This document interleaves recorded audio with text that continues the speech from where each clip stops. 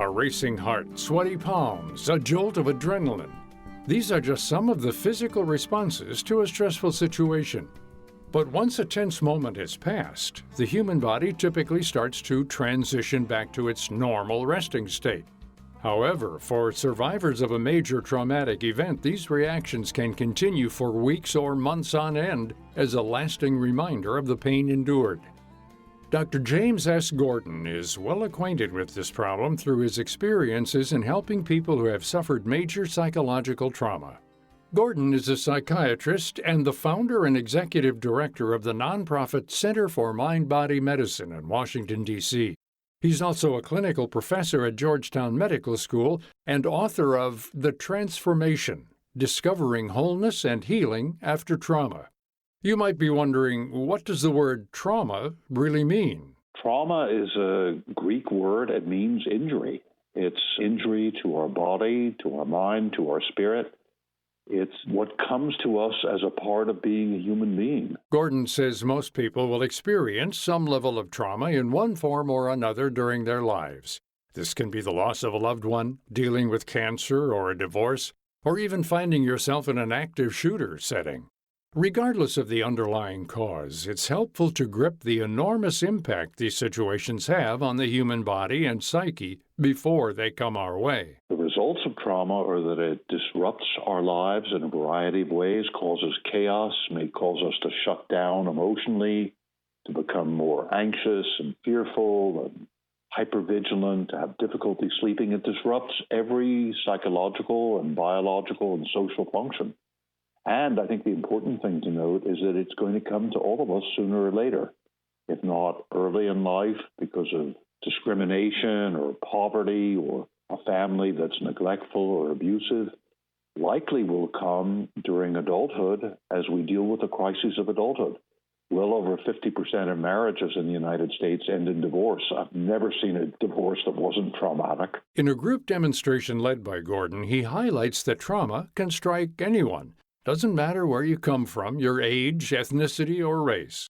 However, he points out that sometimes these factors can make you more likely to find yourself in certain situations. All of us in that circle, and we were black, white, brown, all different parts of the rainbow that is the world, and all of us were able to locate in our histories some sense of that trauma, some sense of that historical prejudice and isolation that we'd experienced. So a black doctor talked about being stopped by the police when he was going home from a late shift as a resident in the hospital. And he said, they keep stopping me for driving while black. Here I am going home from a hospital. I'm a middle-class guy. And my parents had told me this kind of thing would happen. Whether it's being stopped by the police or singled out because of the color of your skin, there are certain kinds of trauma that can be unique to an individual's race or ethnic background. Since many people will never experience these situations themselves, it's important to learn to empathize with the unique struggles of others. If you do that, you're a long way down the road to understanding other people. And then the other thing is simply to shut up and listen. And if you just are there with people and you have an opportunity to sit down, whether it's in person or you pay attention to the accounts that people have written about their lives, just approach them with an open mind and an open heart, and you'll learn a great deal. Listening to the stories of others is not only important to gaining better perspective, but it can even be therapeutic in recovering from your own trauma. Also vital to recovery is understanding what exactly these stressors do to the body's key biological and psychological functions. Trauma very directly challenges us as if it were a life or death situation. I think that's really important to understand, that even though it may be the loss of a family member or a rejection or a major disappointment, and there's no obvious physical threat, we are programmed as vertebrates, as animals with backbones, we are programmed to react as if it were a life or death threat. A person's reaction to trauma can take two distinctive routes. The first, flight or fight, is the most common and well-known reaction. But while many believe flight or fight is caused by a physical stressor, such as an assailant, it can also be caused by emotional and mental stress. You feel overwhelmed, and there's nothing you can do about it. And that response is mediated by the most biologically or evolutionarily primitive part of the parasympathetic nervous system deep in the brainstem. So there's fight or flight and freeze. Both are potentially life-saving. If an animal is assaulted by a predator and is in the jaws of a predator, the best strategy is just to go limp and put out a lot of endorphins to numb the pain and to remove oneself, at least imaginatively, from the situation. And that's what we humans do as well. And again, it's a life-saving response, but it's meant to be turned on quickly and turned off quickly. And if it persists, then it produces the state of chronic freezing, chronic emotional shutdown, and withdrawal that we see in people who've been severely traumatized. This freeze reaction is exactly what you would assume. It's when people completely detach from a tense situation. But if a person becomes disconnected for a prolonged period of time, it leads to debilitating effects. So, how do professionals step in and start to help someone in this position? A fundamental technique that I teach right at the beginning of the transformation and that I always use when I'm working with people who've been traumatized or just people who are under significant stress is soft belly breathing. Breathing in through the nose and out through the mouth with the belly soft and relaxed. And what happens is that soft belly breathing balances out the fight or flight response, relaxes the tense big muscles, slows heart rate, improves digestion, quiets part of our brains that are concerned with fear and anger. Soft belly breathing is a concentrative meditation, concentrating on the breath and on the word soft belly. When people are stuck in a constant fight or flight cycle, the relationship between the mind and body is disrupted. I teach shaking and dancing. So just getting up, having your feet shoulder width as you stand, and shaking from your feet up through your knees and hips and chest and shoulders and head and neck, and just letting your whole body go.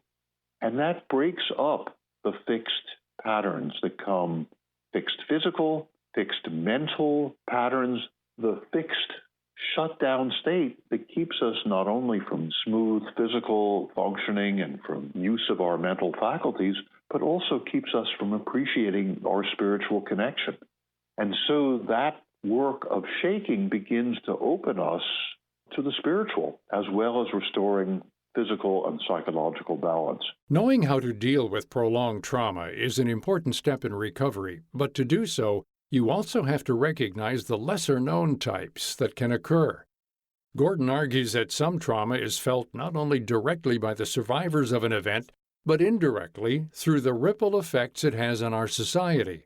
One example is the impact active shooter drills can have on young students, even if they haven't been in a school shooting themselves. All over the country, kids and teachers and parents, and just those of us living in communities, are aware that this can happen. We're no longer the safe zone that we felt we lived in has been threatened in a very serious way.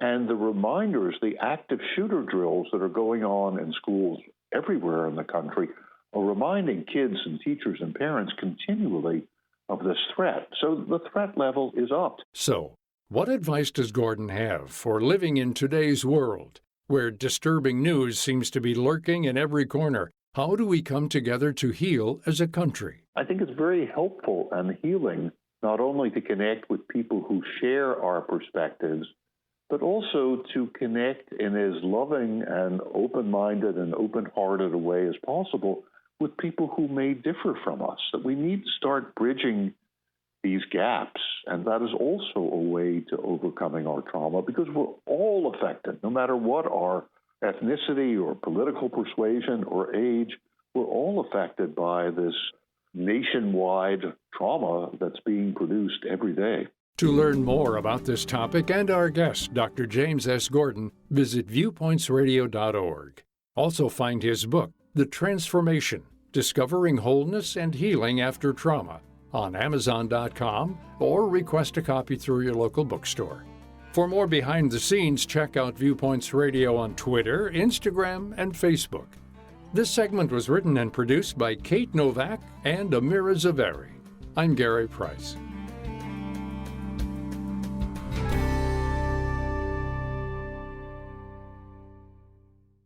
Detecting the brain changes of Alzheimer's disease before symptoms appear can be done today only through expensive PET scans or spinal fluid tests.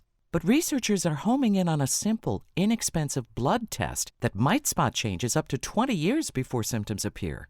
Multiple studies presented at the Alzheimer's Association International Conference 2020 show that specific proteins are detectable in the blood as early as age 25 that correspond to the buildup of toxic tangles in the brain. Dr. Maria Carrillo is Chief Science Officer of the Alzheimer's Association. These are early results, but they are encouraging. There is an urgent need for simple, inexpensive, and non-invasive diagnostic tools for Alzheimer's. An early blood test would allow people with Alzheimer's and those at risk to plan for the future, and it could speed drug development by identifying the right people for clinical trials. Dr. Carrillo says the tests require further large-scale studies before they can be made widely available.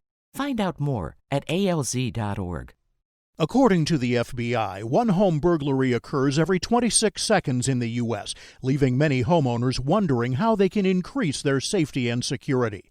Experts recommend homeowners start by evaluating access points and strengthening door and window security. But many people still feel especially vulnerable to an intruder striking while they're at home and want to know how to protect themselves and their loved ones if this situation arises. One option for deterring home intruders is the pepper spray launcher home defense kit from Sabre, the leading pepper spray brand worldwide for more than 4 decades. Deploying projectiles filled with red pepper powder accurately from more than 60 feet away, the Sabre launcher effectively provides safety at a distance, which increases the opportunity to deter intruders and escape to safety. Designed for speed, accuracy, and distance, the Sabre launcher provides added peace of mind for homeowners. Find out more at saberred.com. That's SABRE red.com.